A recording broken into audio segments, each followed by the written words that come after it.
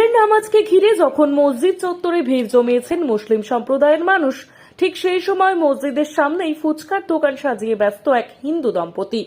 হুগলির খানাকুলের শিমচক এলাকায় পবিত্র ঈদুল আজহার দিনে দেখা গেল এক অনন্য সম্প্রীতির ছবি। জানা গেছে দীর্ঘদিন ধরেই ঈদের দিনে তারা এখানে ফুচকা বিক্রি করেন। ওই এলাকার মানুষও ভালোবাসা ও আন্তরিকতার সঙ্গে তাদের ব্যবসায় পাশে দাঁড়ান।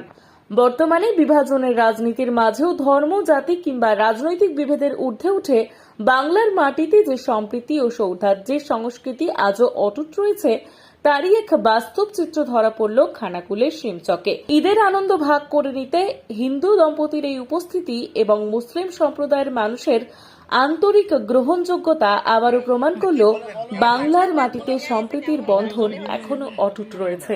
আমাদের কাছে সবাই সমান, ঠিক আছে। দিনে আপনি মসজিদের সামনে ব্যবসা করছেন, আপনার কি কোনো অসুবিধা হচ্ছে? আমরা এটা আপনাকে জানতে চাই। না না না, কোনো অসুবিধা, যে আমার অসুবিধা হচ্ছে না না, কোনো কিছু অসুবিধা হয় না। আমরা এখানে অনেক বছর ধরে ব্যবসা করছি, আমাদের কোনো অসুবিধা নেই। কেউ কোনো কথা বলে না, সবাই ভালো খুব। সবাই ভালোবাসে। হ্যাঁ, আপনার কি নাম? আমার নাম মামনি সান্দ্রা, কোন জায়গায় বাড়ি আপনার? কেটোদলে বাড়ি। আর এখানে কি প্রতি বছরে আপনি হ্যাঁ, ফুচকা প্রত্যেক stall দেন? বছরেই আসি। আর এই না না না, কিছু হচ্ছে না, সমস্যা হচ্ছে না। আমি কি আমার এমনি সিঙ্গেল জল ফুচকা আছে। জল ফুচকা করছেন?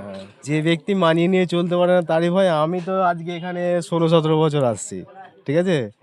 এবার বিভিন্ন রকম মানুষের বিভিন্ন রকম সিদ্ধান্ত থাকতেই পারে। এই তো আজকে আপনিই দেখুন, আমি তো এই জায়গায় এসে ব্যবসা করছি। আপনার নাম কি? বিকাশ সাঁতরা, কেটোতলা বাড়ি আমার।